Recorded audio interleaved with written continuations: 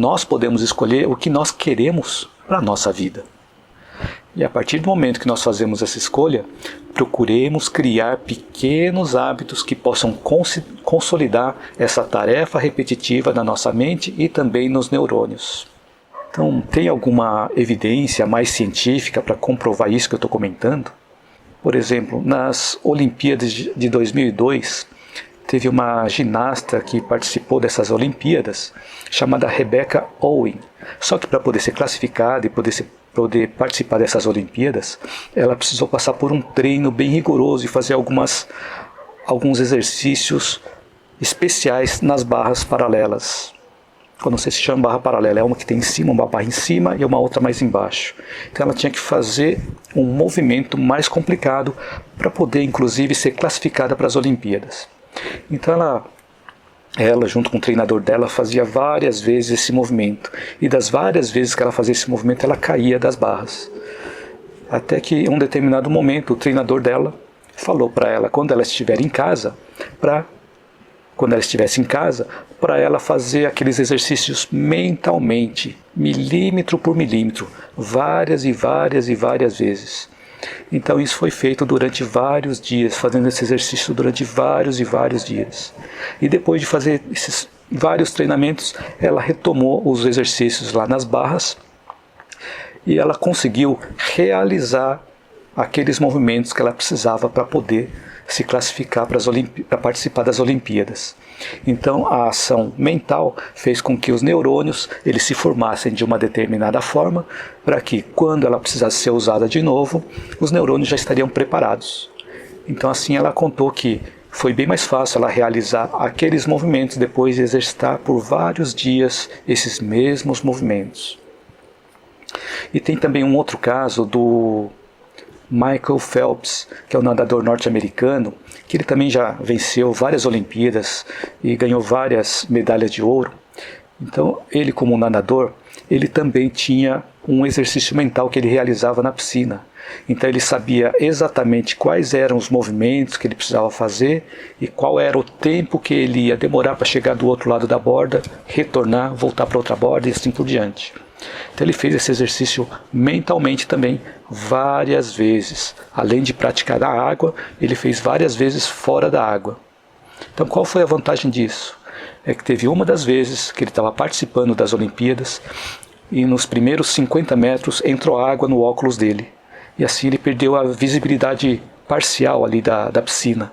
Mas aquele treinamento mental que ele tinha fez com que ele continuasse fazendo os movimentos contínuos, porque ele já tinha mentalizado, já sabia como fazer, e os neurônios dele já estavam preparados para agir da mesma forma.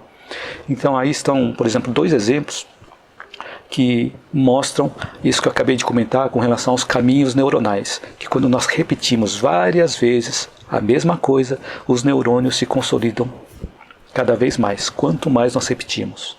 Então, quando nós temos pensamentos fixos e ficamos repetindo esses pensamentos fixos, esses nossos neurônios vão se consolidando cada vez mais. Lembrando que para nós modificarmos o nosso hábito, nós precisamos sempre fazer uma escolha. Só que sempre quando nós fazemos uma escolha, nós devemos fazer renúncia às outras coisas. E geralmente, quando fazemos renúncias, nós temos que renunciar às coisas que nós gostamos de fazer. Porque as coisas que nós não gostamos de fazer é muito fácil renunciar. Então, quando nós estabelecemos um compromisso, nós precisamos eliminar as outras coisas, renunciar às outras coisas que estavam presentes. Se nós falamos de sintonia, de ressonância, através dessas leis, nós vemos que se estamos gerando uma energia através dos nossos pensamentos, nós vamos nos associar a energias similares que nós mesmos atraímos. Por exemplo, para poder captar o som de uma estação de rádio, nós precisamos sintonizar na mesma frequência daquela estação. Se nós não sintonizarmos na mesma frequência, não vamos conseguir captar o som daquela estação de rádio.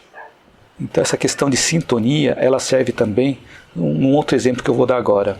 Então imaginemos que nós estamos em algum local, em alguma reunião, ou um encontro, ou uma festa, só imaginar, tá? Porque por enquanto não é recomendado fazer essas reuniões não, tá?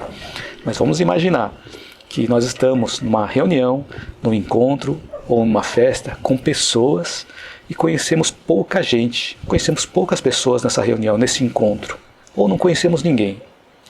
Qual é a nossa tendência de nós começarmos a conversar com alguém e continuarmos conversando com essa pessoa? Então, normalmente, nós começamos a conversar com alguém que nós nos afinizamos e que as outras pessoas também se afinizam conosco. Para nós nos afinizarmos com alguém e termos essa conversa, continuarmos conversando, existe alguma coisa em comum entre nós dois. Por exemplo, ou nós nascemos na mesma cidade, ou nós vivemos no mesmo país, ou nós conhecemos alguém em comum, ou gostamos de fazer o mesmo tipo de viagens, ou gostamos do mesmo tipo de comida, ou temos hobbies parecidos, e etc. Ou seja, nós sempre temos alguma coisa em comum para nós começarmos a nos entrosar. As energias que nós produzimos também são similares. Nós vamos atrair aquelas energias que se parecem com a nossa forma de pensar.